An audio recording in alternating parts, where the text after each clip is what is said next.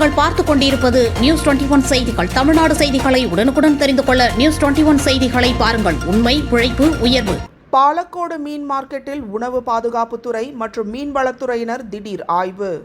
தருமபுரி மாவட்டம் பாலக்கோடு மீன் மார்க்கெட்டில் உணவு பாதுகாப்புத்துறை மற்றும் மீன்வளத்துறையினர் இணைந்து இன்று காலை திடீர் ஆய்வு மேற்கொண்டனர்.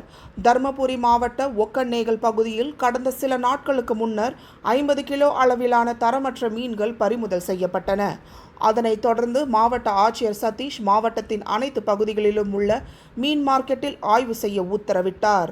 இதையடுத்து மாவட்ட உணவு பாதுகாப்பு அலுவலர் மருத்துவர் பானு சுஜாதா வழிகாட்டுதலின்படி உணவு பாதுகாப்புத்துறை மற்றும் மீன்வளத்துறை இணைந்து பாலக்கோடு காரிமங்கலம் ஒன்றிய உணவு பாதுகாப்பு அலுவலர் நந்தகோபால், மீன்வளத்துறை உதவி இயக்குனர் கோகுல ரமணன் ஆகியோர் தலைமையில் பாலக்கோடு மீன் மார்க்கெட்டில் இன்று காலை திடீர் ஆய்வு மேற்கொண்டனர்.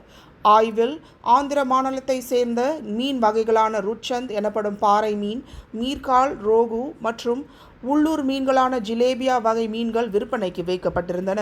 இதில் பழைய மற்றும் கெட்டுப்போன மீன்கள் எதுவும் இல்லை என்பதை அதிகாரிகள் உறுதி செய்தனர். மேலும் மீன் விற்பனை நிலையங்களில் உள்ள கழிவுகளை உடனுக்குடன் அப்புறப்படுத்த வேண்டும் என்றும் சுற்றுப்புறத்தை சுகாதாரமாக வைத்துக் கொள்ள வேண்டும் எனவும் அறிவுறுத்தினர்.